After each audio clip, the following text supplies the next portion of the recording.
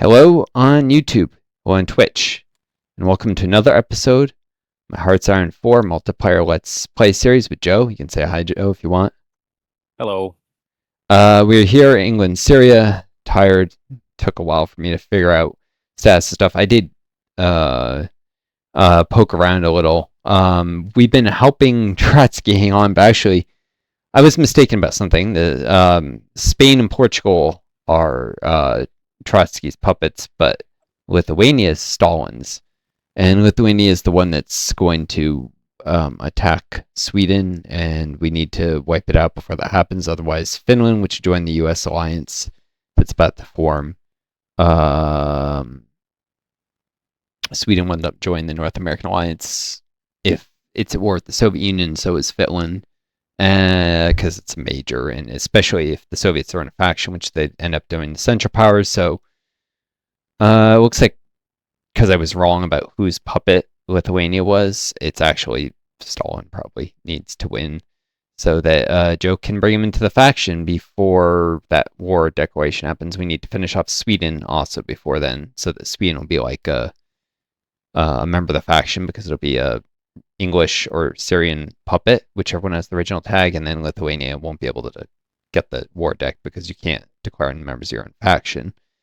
And that will prevent having to go to war with the United States, and though, of course, Soviets into the faction. We want to go to war with the Soviets, and that will give us a lot more freedom of action to, build up, stabilize things before we think about, fighting the Central Powers or anyone else.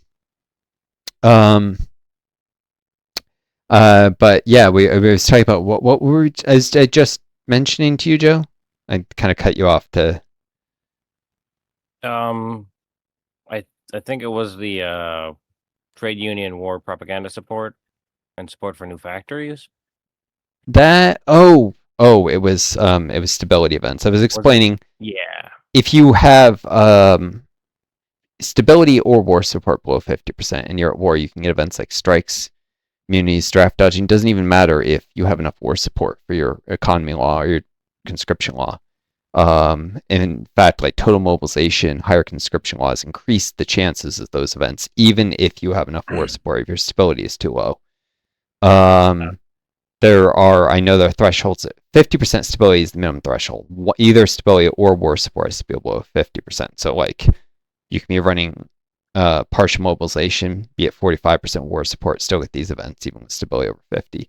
If either one is below 35%, there's a heightened risk, and I think below 15% or below is an even higher risk. So Joe's at a really high risk of low stability events because he's at 15% stability right now. He has enough war support, you could be in war economy, though that would increase the risk of low stability events. And he's working up towards where he can run service by requirement. I think that's only 60% war support, but it would actually just increase the risk of strikes and such further. In my single player game, I actually just got strikes as Denmark at I think 45% stability and 100% war support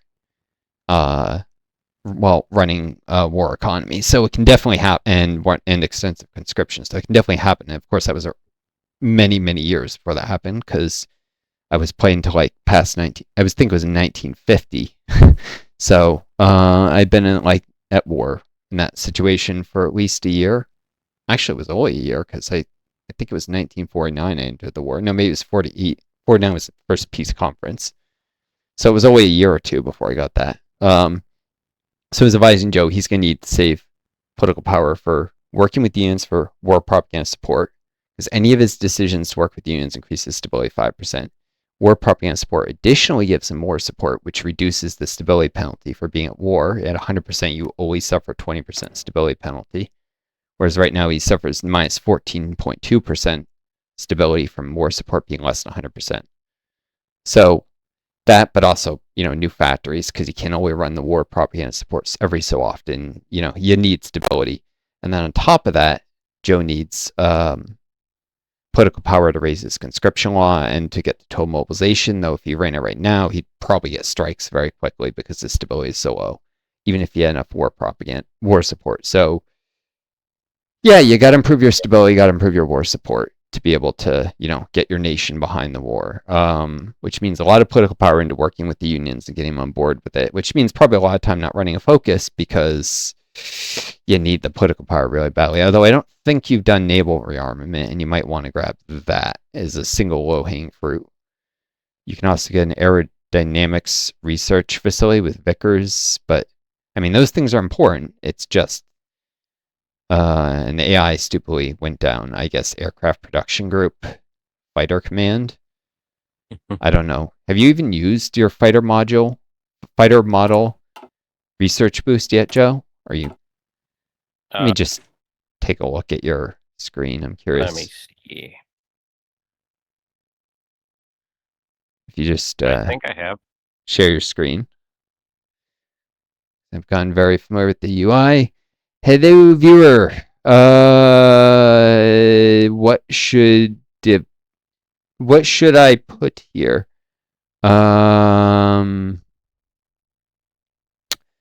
It's just let's see. I don't see any boosts. Oh no, it's not at that screen. It's where the one further out where you're just looking at the there, and you see the limited boosts ×2. Oh, I see. Or ×3. Just naval armor. Okay, yeah, naval those are artillery. all naval armor, naval guns, because the AI was running naval secret projects, and it got some boosts from like super heavy battleships or some nonsense. Probably not worth the resources. Yeah, okay. So I guess the AI, what aircraft tech do you have right now? I probably didn't use it to get ahead of time. Like most players would try and get 1944 aircraft and like 42 or something using the double speed boost. I don't know. You're doing improved small airframes, and I'm not even sure most of the aircraft you're producing are actually improved, are they? No idea. Basic small airframe, basic medium, basic carrier. Oh, I think. Oh, there you're improved. I added some, but they haven't began. Yeah, because you didn't want to interrupt the production. Yeah, that makes sense. Okay, so and Veer's gone. Typical Twitch people come and go. Some are bots or trolls. Well, not trolls, right?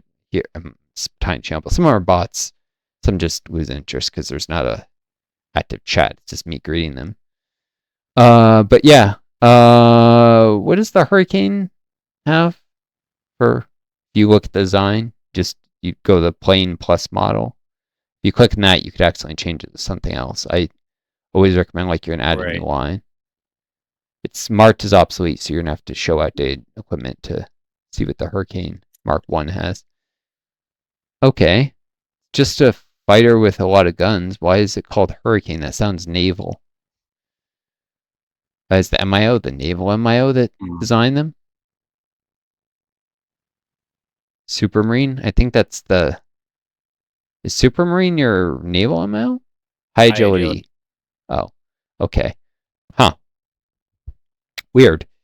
Well, what's the other more modern fighter then? Spitfires? Oh, the Spitfires. Yeah. What are they equipped with? You got a trainer design. I don't know if you're producing a long range. What's the Spitfire Mark 1? Mark 1. Boom. 2 guns. Cool. Oh yeah. By the way, when you get Air XP for it later, we can do some stuff with messing production of frames, aircraft frames. Too finicky to go with a lot of different modules, but you could probably create a fighter frame that you'll retrofit. I'll point stuff with that. Like you usually want to produce stuff with engines 1 tier below what you'll actually use in the same airframe.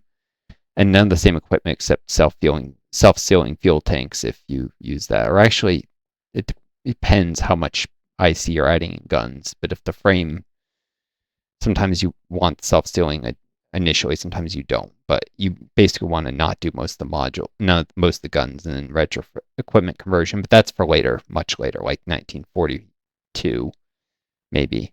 For now, right, so you're producing Sten guns, 25-pounder guns, trucks. If you scroll down, I'm trying to see what the other stuff is. Some Hectors, those are Cass, I guess. Wellington Mark 1s. It's attack. Why is it? Oh, because what? Oh yeah, because we needed the range to for Sweden. That's right, because air bases are too spread out and at this tech level. I guess you only have the tech for basic attack at this point. Basic carrier. You might be able to just create a real long range cast. What's the range of the Wellington Mark One? Actually, just take a look at the design for it because and see if it's a reasonable. It's basic medium airframe. It's got 2 medium armament, single. Oh, it's got a range of 1350 kilometers. Cool. Yeah. Take a look at the header for a second. That'd be your cast design, base or improved cast. That it's basic, not improved. I think it's basic. Oh, you don't Yeah, have an basic. improved cast, yeah. All right, we'll take a look at the Spitfire long range. That's probably the closest design then. Yeah, that's at the very top. All right, so you won't want to save this, but if you swap out, yeah, you can put in a bomb lock or something, or a small bomb bay for the first slot. You can leave the guns on, it's fine, it doesn't matter. But if you add extra fuel tanks after the, trying to see what kind of ranges you can reasonably achieve. Extra fuel tanks. And then some armor plating, because you need the air defense to not completely stink. So that will offset, it'd be under special modules armor plates. All right, so something like this. It's actually too heavy. Reduce the heavy machine guns to just one, I guess. Or oh no, you can do extra fuel tanks instead of the drop tanks. That's better. You probably need more range, and it'll actually reduce the weight. All right. So this, which is still too heavy, what's the weight when doing cast missions? If you hover over the thing that looks like a tank with a target, it'll be under adjusters. Here? 19. Oh, you'd have to lose 3 weight. How much do the heavy machine guns weigh? Yeah. All right, you 2. have to lose them entirely then.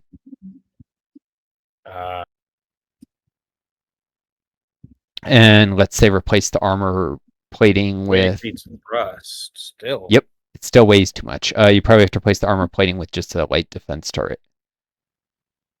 That'd be under defense turrets. All right, yeah, that's the most survivable cast you can produce. 8 air defense, and it still has shorter range, and it costs 23.4. Just trying to get a comparison to the. And what's its ground attack? If you hover over the adjusters, because when it's actually loaded with bombs, 8. All right, now compared to the Wellington, when it actually does the mission, it has 35 agility, and okay, you can just close this entirely. If the Wellington's down, it's the TAC, basic medium airframe. All right, so this says 1350. Oh, it costs more than twice as much. It has 50% more. Woo! Oh, yeah, you may actually be better off just using long-range casts. Typical. TAC doesn't have much of a role in this game except like pre-1940 TAC. When you're like 38, you need TAC to project power. There's just no way the basic small airframes have the range. But yeah, you'll end up probably needing to just. So I wouldn't actually start production on that TAC line at all. I would just delete it. I was gonna say the Wellington Mark One. You haven't even started. I would just delete. Yeah. Okay. Yeah. Hectors are fine. The Hurricanes are some older fighters. Out of curiosity, does the Hurricane have any MIO upgrades you can do for cheap? Where would I see that? If you just either if you open up the aircraft plane design stuff, and you have to, it's an obsolete, so you have to show outdated designs. Right. Nope. Here? Okay, it's got the latest MIO stuff. Cool. That's just wanted to check if there were any easy ways to improve its performance. All right, what do you have queued up at the bottom then for aircraft? I probably focused too much on the air war in this game, but Let's see. an improved nav, Spitfire, and some Spitfires, including a trainer design. Cool. Yeah, eventually you're going to need to start producing some long-range casts for the push in Sweden. Although Sweden does have an air force, so you'll need the Spitfires first, including the long-range ones, and you'll probably just need some cast that has a lot of extra fuel tanks. Don't need the escorts because it'll be very, very vulnerable to getting shot down. Okay. Hello from Russia. Okay, that's another user. I don't know any Russian greetings, but hello. Privyet. What? Privyet. Privyet. Oh yes, I've heard that once in like an old like Cold War movie. Of course, the Russians are always portrayed as the bad guys because anti-communist nonsense. But all right. Well, stop watching this. I just wanted to take a look at the production stuff. It was kind of bothering me that. So yeah, if you're doing your naval patrol task forces and I don't know, and name your armies and naval groups. I've got troops in Norway that are training up, and right now all I have is one division that's fully trained. I'm not yet ready, but eventually like I've got 8 cruisers with planes. Is that going to be enough to patrol? 8? Yeah. More than enough. Each patrol group should probably be 1 cruiser with planes and a few destroyers. Like 1 cruiser, 3 destroyers, or 1 cruiser, 2 destroyers. Destroyers just, make multiple distract. task forces with this, or? Yes. Each patrol group, there's no advantage to having a larger patrol group, except that if they end up in combat, you got more ships there. Yeah, so the cruiser is the most fuel efficient for detection, but the destroyers are most fuel efficient for giving the task force a little more survivability. If so they I end up put destroyers in their task force as well. Yes, so that if you could just set the patrol force to do not engage, but they could get caught by the enemy, and yeah, actually maybe. No, I think that doesn't. I'm not even sure that works before the naval rework, anyways. But a lot of what you're going to encounter, it's like they could get caught by enemies. Is the point? Pulling the fights you don't want. So I'd probably do 1 cruiser, 2 destroyers. The enemies will just target all screen ships randomly, and so they'll shoot at light cruisers and destroyers at equal weight. But the destroyers, you don't care as much if they get hit, and they're harder to hit because they're smaller and faster. So, yeah, and I mean, the cruisers might have some armor, but you still have to repair the damage when they take a hit, and you'll still lose men every time they get hit. So, yeah, it's a balance between fuel savings. The most fuel efficient would just be 1 cruiser in each task force, but I think you can probably afford to add a destroyer or 2. But I wouldn't go any bigger than that, like 3 ships per force. You're going to need to patrol a bunch of sea zones, though, because I'll do the screen share again if are you? Yeah, I'm streaming again. All right. Let's look at if you just click on the sea zones in the Eastern Med, etc. 1 second. Okay, Eastern Med. Yeah, okay. You're looking at the red thing to see how many enemy ships are currently operating. None in the Eastern Med or Aegean. What about the Central Med? None. Probably none in Adriatic. It could be that they've pulled everything to port and they'll bring it back out as soon as we unpause. Yeah. What about the Western Med? Where? Western Mediterranean. Nothing. Huh. Let's see. The Central Powers, mostly they got the Black Sea and the Aegean, because Turkey's part of the Central Powers. So most of their ships should be coming from Bulgarian, Romanian, Turkish ports, which means this should be most of the Eastern Med. But yeah, I might unpause it. I mean, I might wait till after we've unpaused it to see what happens with ships, because you basically don't want your troops on the way to Syria to get sunk at sea. Yeah. Oh, I've got too many task forces. What? I've got too many task forces. Eh? Oh, yeah, you might need to create a separate fleet.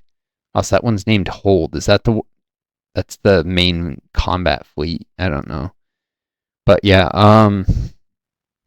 you'll need to not have everyone just directly under Cunningham. You might put the guys who are doing the patrols under a different admiral who's more specialized in that duty. Oh, John Cunningham, green water expert. Yeah, so he'll in the shallow water of the Eastern Mediterranean. He will move faster, right? The Eastern Med is a shallow sea, I think. Ocean. No, it's not. What the hell? It's a standard That's ocean. crazy. What is? That it's an ocean? Yeah, it's not shallow enough to. It's not as shallow as the Baltic or the Black Sea, I guess. Or actually, the Black Sea. It's just not. The English Channel and the Baltic are very, very shallow. So, yeah.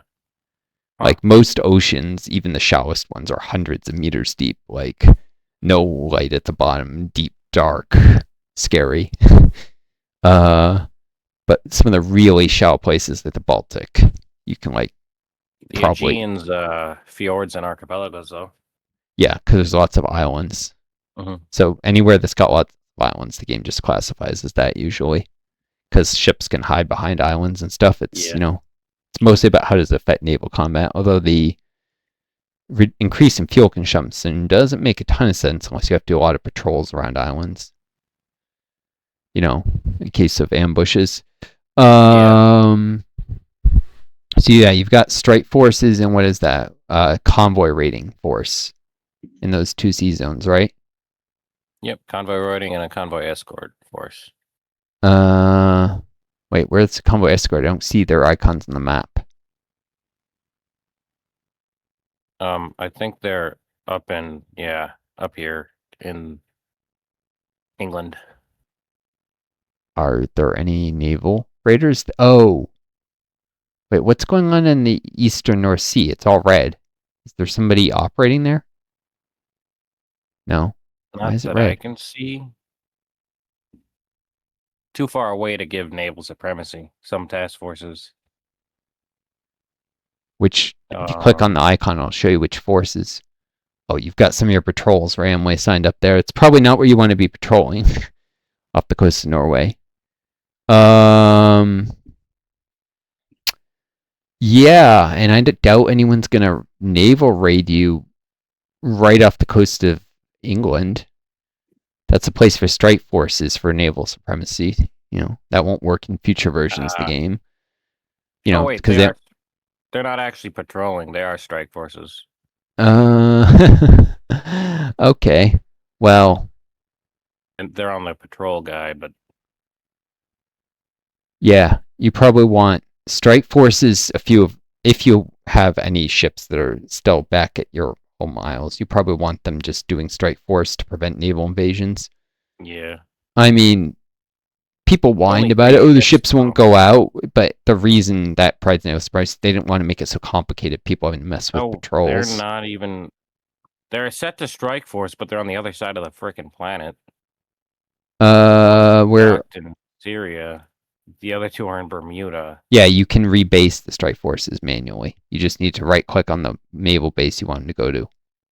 Okay. And then, you can assign them to different sea zones. Yeah, you always have to assign the base to a strike force. You have to assign a task force a base and a mission, like both manually. And sometimes you need to assign the mission first, or they'll reset the basing. I see. If you do it before they arrive, it's often better to first assign the mission, then assign the base. But yeah, you'll want some ships. Why are these in different task forces? Oh, because they're different speeds. Maybe also they're operating in different areas. I don't know. Yeah, but you may eventually need to do some patrolling around the British Isles when you join the war against like Sweden, because the Swedish Navy. So yeah, I might have a few small patrol groups. They're sitting in like, I don't know, the port of London or whatever.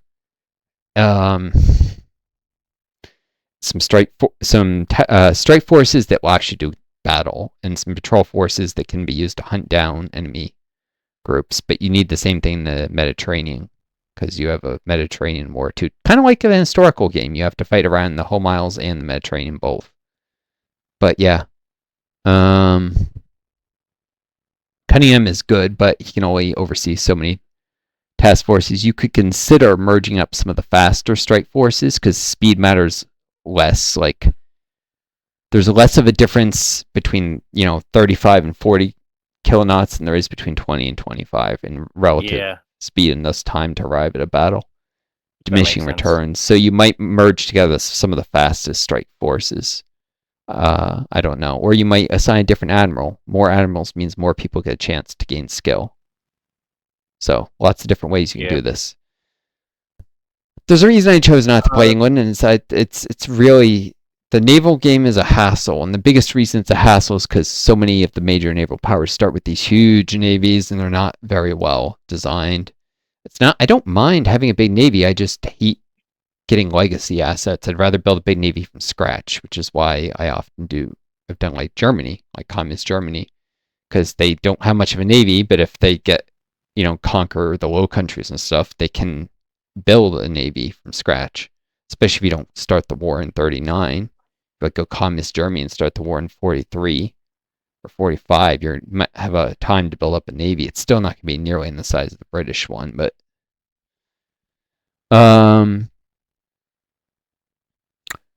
yeah. So I'd look for the ships. These cruisers to be under the patrol guy. I suggest putting the cruisers under control guy so that you have task force capacity for the main combat guy. And he's not necessarily the best for all of them. Cunningham is good for shallow water, but there may be a better admiral for most of the patrolling. Particularly when he's got the spotting expert trait.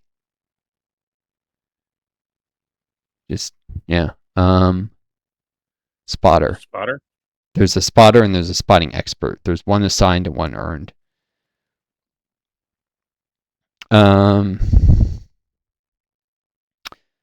So useful things for these patrol groups are spotter, fly swatter, of course, because they can come under aircraft attack, blockade runners, so they're more likely to actually retreat if they get caught by a bigger force, say an enemy patrol, and then strike force catch them before your own strike force. But probably the most useful thing is the guy with spotter. If you scroll up, this guy, level 3, battleship adherent. He does have a penalty to anti-air attack, but he is good for spotting. So yeah, you could use him or someone else. It's up to you entirely. The level 2 guy, Arthur Power, has some real potential if you run him through your Naval Academy Spirit. I think you chose Calculated Restraint. Is that right? Or the AI? Yeah, you chose it, or did the AI choose that? I don't remember. Yeah, well. Anyways. I think it was the AI? Yeah, it was probably the AI. Eventually you may switch to Sentinel's training, but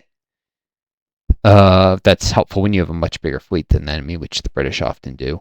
Sentinel's training is often a very good choice for the British, and less of a good choice for nations with tiny navies.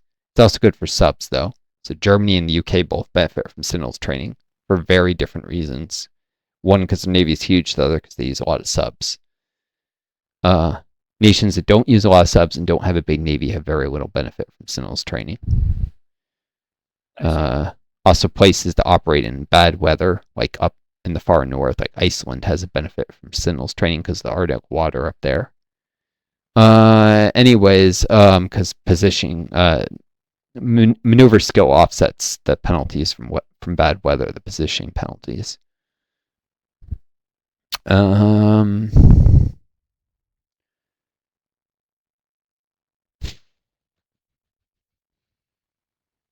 Yeah, anyways, I'll let you set up patrol groups. How many patrol forces do you have now under that guy with 11?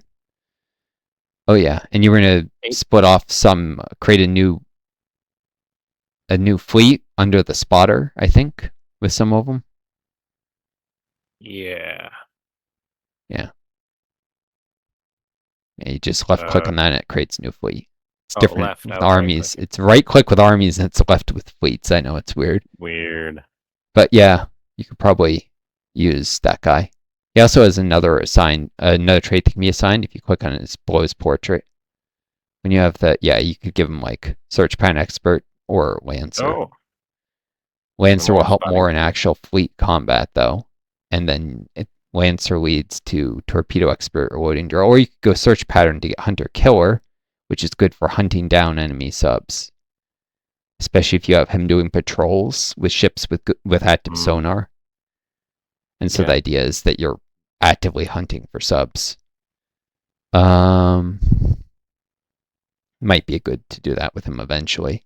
For now, I'd use the command power for other stuff, but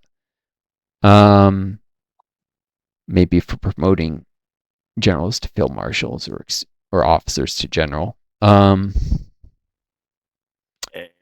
I care which destroyers I assign with the patrols? What? Like, what kind of destroyers should I assign with the patrols? Ideally ones that don't have depth charges, because you're not sub hunting right now, I assume. Although you could sub hunt with these groups, I suppose. But you probably want things that are just very, very cheap and fast. Have very little in the way of armament. Don't have anything like depth charges. It's not going to help them at all in most cases. If you have to use depth charges, you have to use depth charge ones. But depth charge ships are better as convoy escorts, of course. So. Wait, all have depth charges? Yeah, a lot of your faster, newer destroyers probably do. Newer destroyers that you start the game with more likely to have depth charges because subs are becoming more of a threat as time went on. And older ones are less likely to have them. So I wouldn't be surprised if all these destroyers all have depth charges. Keep in mind the class names will help tell you what they have. Yeah, but yeah, destroyers, cruisers, patrol groups. You can also do convoy escorts. You got to make sure that you can get secure supply lines and troop transport lines to Syria. So. Yeah, they've all got depth charges. Yeah, well, subs are probably the main threat to the troop convoy, so I guess you might. Do you have anyone who's assigned convoy escort? Any admiral on that duty?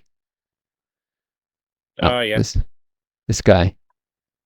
Yeah, because he helps the actual convoys or troop transports retreat faster with his blockade runner. That's right. Yeah. So you could split off some of the stories into convoy escort groups too. Patrols are going to have a hard time finding subs if they don't have sonar. So maybe just better for them to wait to come to you by putting ships on convoy escort. You don't need cruisers for that. Cruisers are bigger, slower, easier to hit, and I think they consume more fuel, if I remember. I don't know. I just make sure every ship is doing something. The AI is terrible, but that whether it's on a strike force duty or convoy escort or convoy raiding or patrols. Keep in mind, convoy escorts, convoy raiding, patrols are all on cost fuel. Strike forces do not. But, they all serve different functions, so. Oh, God. I'm getting a headache. I'm going to...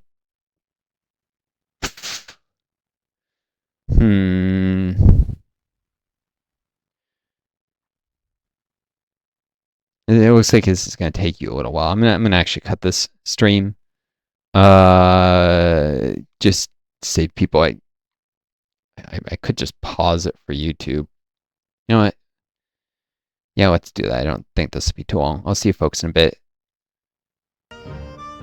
Alright, hello folks on YouTube again. I just stepped away, had some tea real quick. Scarfed an orange.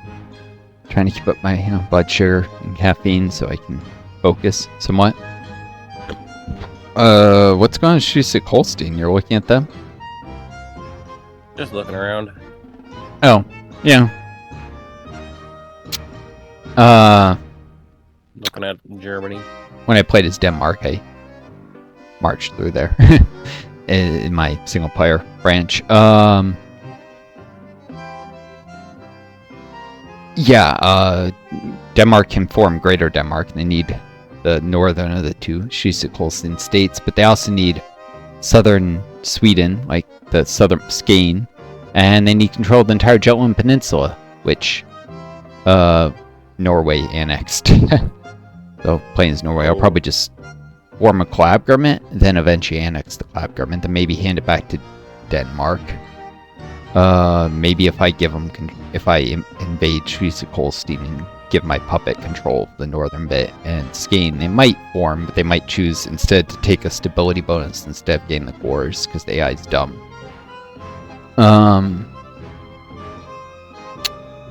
Yeah, but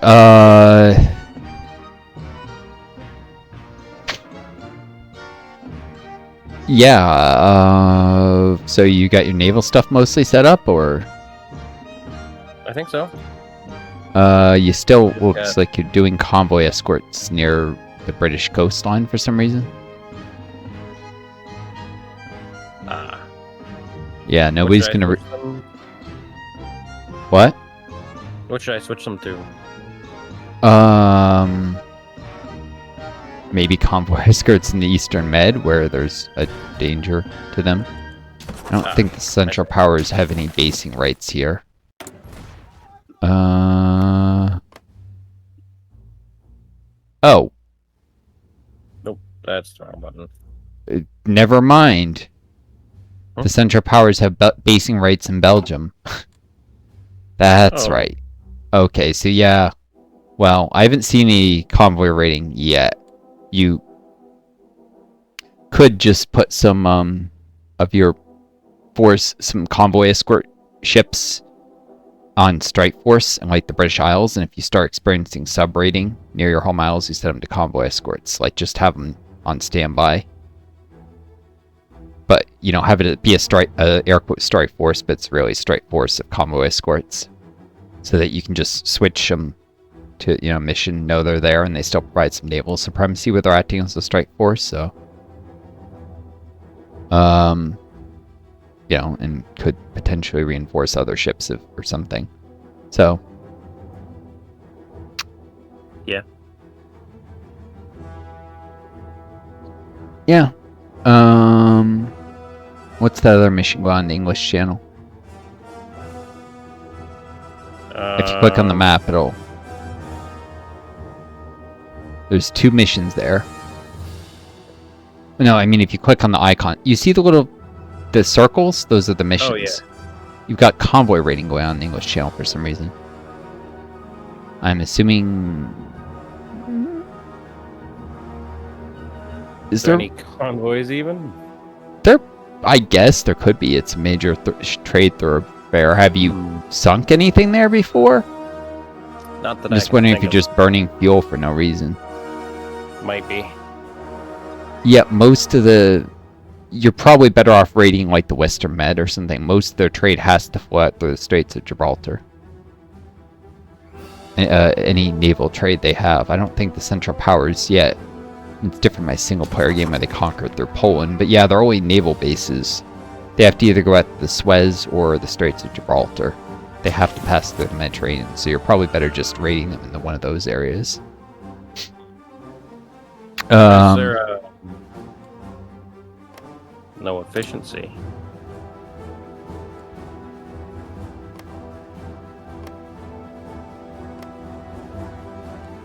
Why is there no efficiency, Jess? Yeah. Oh, yeah, because they haven't arrived yet. It takes a while for them to... Right. Okay. They don't just teleport there, so... Yeah. I'd look where you have those convoy escorts based, though. It could also be that they're based far away. Remember, you gotta assign them a base. Sorry, convoy raiders. The ones that you sent to the Western Med, they should be able to base in Portugal. Soviet Portugal, because they give you basing rights, it looks like. I was checking. The pink Portugal. I see. Communist Portugal. Yeah, that's, I think, the closest naval base, although beware, Spain is going to eventually betray their overlords and attack Soviet Portugal, and then you'll lose your naval base there. Although maybe Spain will decide when they're at war with the Soviets, I don't know. Spain's betrayal is probably going to happen before. I think they're only like 80 days away from it, based on where they're, like, their national spirits and stuff. So it's going to happen before the Soviet Civil War is over, probably. Which means they actually betray Trotsky. Which is how it happened, I think, in my single-player game, that Spain got carved up all weird. Because Spain was actually went to war with Trotsky or something, and then Stalin defeated Trotsky, and it led to some weird partition of Spain. I don't know. It gets complicated. I'm surprised Spain's not more split up. It will get split up because there's the nationalist tag, and that'll get released as the Soviet Spain. Because it's got pores in more places. From the start date. Oh, like yeah. I'd expect like Leon and Aragon don't exist as Grenada. releasables. They probably should, but they don't exist as releasable tags. So, Yeah. You're looking for releasables and balkanizing stuff. You can always create new puppets. You help in the defeat of capitalist Norway. You can grab Jan Mayen as a puppet, that tiny little island up northeast of Iceland with 10 people. The People's Republic of Jan Mayen, home to an army of 100,000. Wow. Civilian population 10. You can also probably puppet the Faroe Islands when Denmark rebels. Norwegian protector of Denmark, they'll eventually rebel. So you should be able to get a few puppets up there. Maybe the Shetland Islands if you invade Scotland at some point. Puppet the Shetlands and force the government of the rest of it to communism or something. I don't know.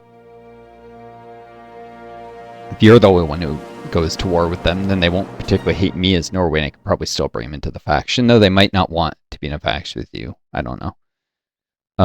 It's worth breaking them into two nations, though, because supply lines. Not having to have supply lines, the Shetlands overseas have local supply. And also resource shortages on this map. With all the little nations, steel will run out. I think I explained that before. There'll be severe steel shortages eventually. Oh, yeah. Yeah, so lots of... Because of the way resource shortages work, it's better to have a bunch of small nations. Because they're less affected by the steel shortages. They may end up importing more steel than they need and making the shortage problem worse, but... in terms of, like... If you invade Scotland, it may be better to break them in two, because you'll get more total industrial production that way, because they'll make more efficient use of the limited steel available to them.